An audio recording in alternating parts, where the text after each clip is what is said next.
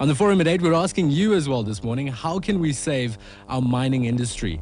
We'll start with Mike Rousseau, who's joining me in studio. But also on the line with us from Colorado in the United States now is Daniel Donovan. Absolutely. I think everybody would agree that we have no lack of solutions out there. What we have is a lack of commitment on the parties, and that's all parties, to put their shoulder to the wheel and implement the solutions that are in many respects so obvious to see. So the simple answer is absolutely. In the case of Mining South Africa, the solutions are pretty much all within our hands. We need to grasp it and we need to work together to implement them. I think based on the just geopolitics of the entire situation, I think that they have to find a solution.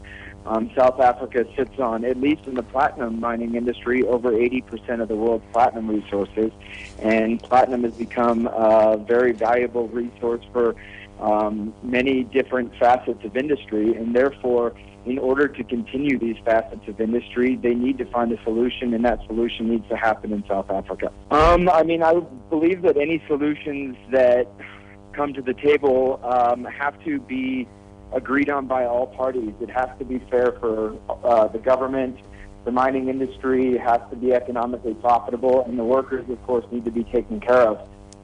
As long as those parties are addressed, then I think that right now there's no solution that could be thrown out unless it doesn't address those three parties.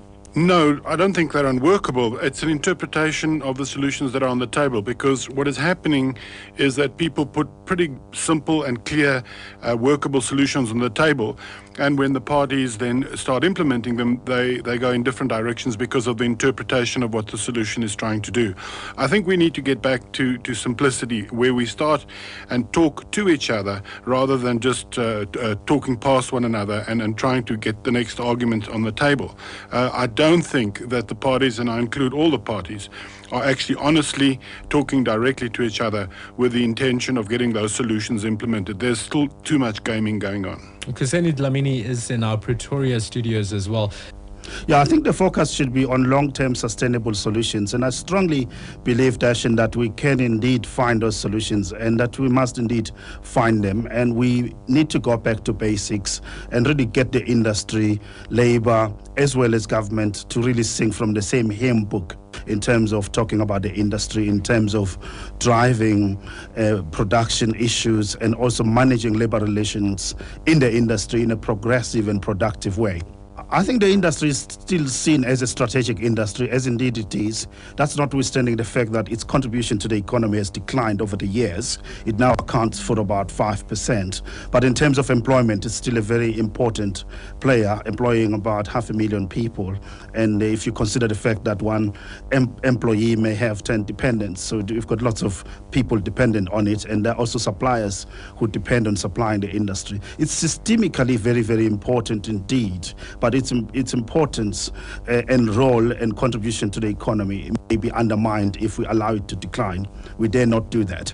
I think right now the solution needs to focus more on maintaining the status quo. South Africa can't afford to let the mining industry crumble with the high unemployment rate that is already present there. Even further crippled mining industry will completely toss the economy over the edge as far as unemployment is concerned. So I think that it has to at least maintain the status quo for now, and then improvements can be talked about down the road.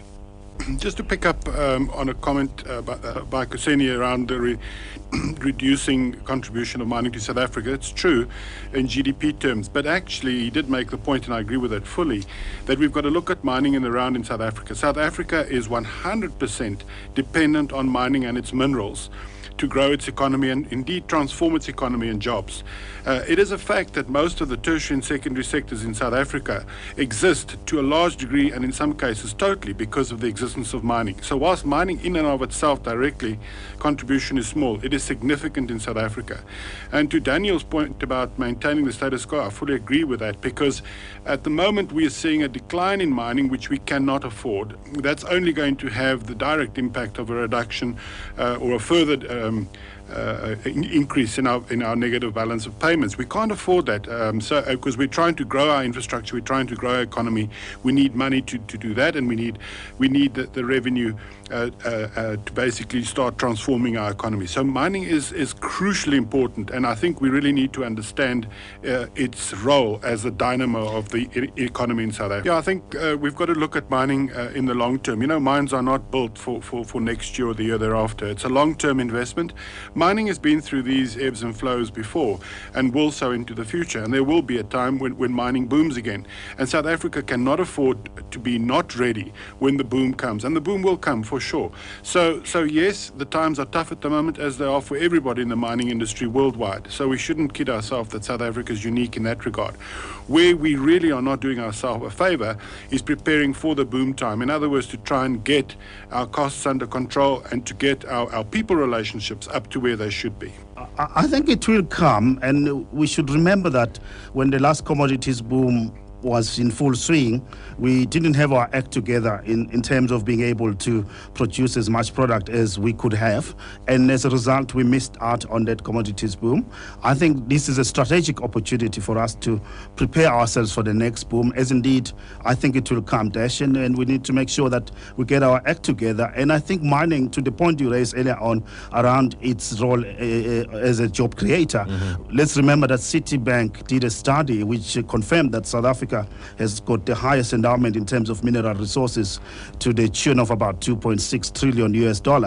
I think that's an important asset that we should leverage and unlock to the fullest in order to drive job creation. For us to have these resources as we do and still have high unemployment rates of about 25.2%, if you look at the restricted definition, whereas we have got this opportunity, it's really not excusable indeed.